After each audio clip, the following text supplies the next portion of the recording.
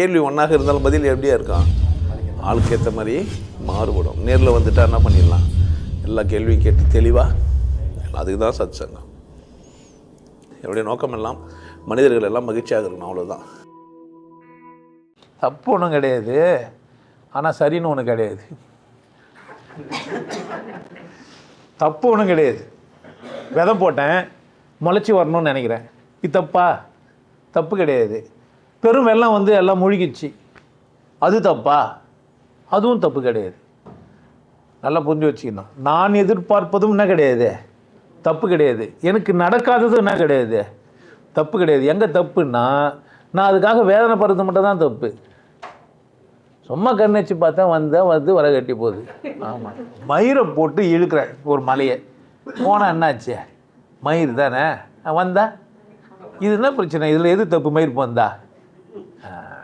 அதுக்கு தான் சொன்னாங்க, என்னண்ணே மயிரை கட்டி மலையை இழுன்ட்டு. வாழ்க்கையில் என்னத்தை எடுத்துன்னு வந்து என்னத்தை எடுத்துன்னு போகிற, ஒன்றுமே இல்லை.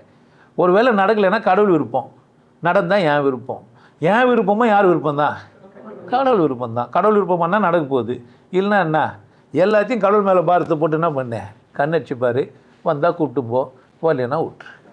சார் இந்த மாதிரி சொல்லக்கூடாது, ஒரு ஆன்மீகவாதி இது மாதிரி வந்து கண்ணடிச்சா விட்டுட்டு போ, போகலைன்னா விட்டுருன்னா வேறு என்ன செய்ய முடியும், வேறு என்ன செய்ய முடியும்னா நீ சொல்லு.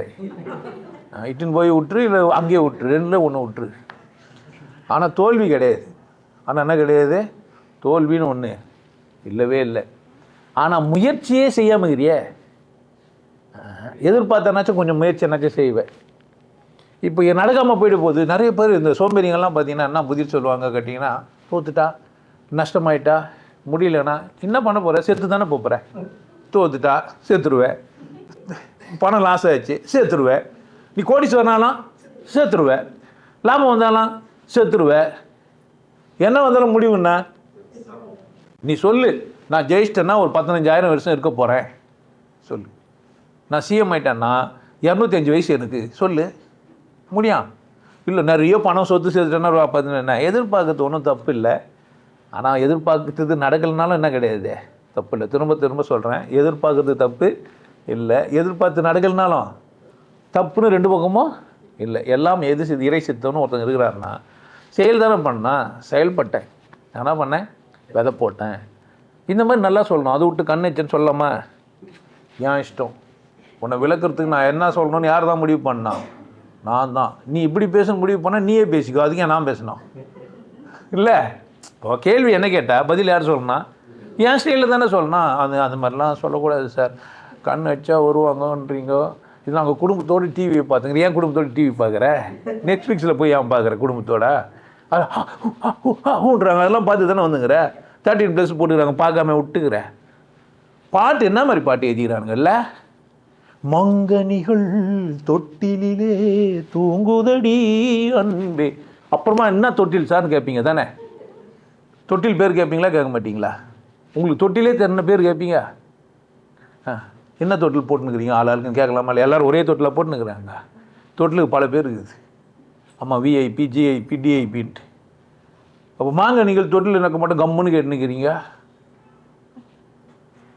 என்ன மாதிரி பாட்டு எழுதிடும், உலக்க ஒன்று இங்கே இருக்குது, உரல ஒன்று அங்கே இருக்குது, நெல் குத்த நேரமாச்சு, அப்படிலாம் கேட்டிங்களா இல்லையா? நீங்கள் சின்ன பொண்ணு ஓணுமா பெரிய பொண்ணு ஓணுமான்னு கேட்டால் 2 பொண்ணு ஓனடா, உன் பொண்டாடி தான் ஓணும். நீங்கள் கேட்டிங்களா இல்லையா? கேட்டிருந்தீங்களா இல்லை? எப்படி கேட்டிருந்தீங்க நீங்கள்? நான் மாந்தோப்பில் நின்று தான் நீக்கிறான். எப்படி மாந்தோப்பாச்சே? எல்லாம் 2 மாம்பழம் வச்சு சுற்றி நின்றுக்கிறாங்க. அப்போ அவன் எங்கே நின்றுக்கிறான்? உங்களுக்கு தெரியல, நீங்கள் அட்ரஸ் சொல்லி மேட்ரு. நான் உங்களுக்கு விளக்கமாக சொல்லி புரிய வைக்கிறேன். சாதாரண காமத்தையே உன்னால் புரிஞ்சுக்க முடியல, கடக்க முடியலன்னா நீ எப்படி கடவுளை அடைவ? சனி நீ என்ன பண்ணுற? ஒருத்தர் பஜன் பண்ணுகிறாரு, அரஹர மகாதேவிக்கு கால் மேலே கால் போட்டுக்கிறாரு, சுவாமி கொட்டை தெருது நீரான். உதிராட்ச கொட்டை தானே நீர். அப்போ ஒரு பஜனை பண்ணியிருக்கிறாரு, கேட்குறீங்க தானே? எங்கே அசிங்கம், ஒல்காரிட்டி எங்கே இருக்குது? ஒல்காரிட்டி எங்கே? நீ புரிஞ்சிக்கலனாக்கா ஒல்காரிட்டின்றீங்க. இல்லை அதெல்லாம் பாட்டு புரிஞ்சுனீங்களா நீங்கள்? என்ன மாதிரி பாட்டு? கூட ஒரு பாட்டு ஒன்று கேட்டிருந்தேன், கண்மணி நீ வர காத்தி. அந்த பாட்டில் ஏதோ ஒரு வரி படு கேவலமாக இருக்குது. சின்ன பூவை தானே காம்பு தாங்குது, பொத்தி வச்ச மல்லிய மொட்டு பூத்திருச்சி வெக்கத்தை விட்டு, பேசி பேசி ராசியா, பேசி பேசி கரெக்ட் பண்ணிட்டானா, ராசியானதோ. இதெல்லாம் நல்ல பாட்டு தானே. நான் பாடினதான் உங்களுக்கு தப்பாக தெரியும், நான் சொல்லும்போது தான் உங்களுக்கு பேசினது தான் தப்பா.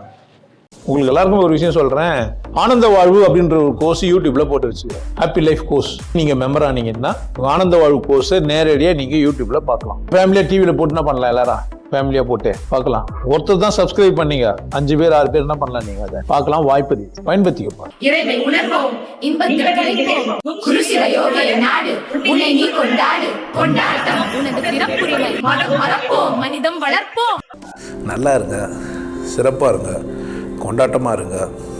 உங்களை நீங்கள் மதிப்பு மிகுந்தவராக மாற்றுறது உங்கள் கையில் தான் இருக்குது. நல்லா இருங்க. நான் ஒரு வாய்ப்பு என்னை பயன்படுத்திக்கலாம். நல்லது.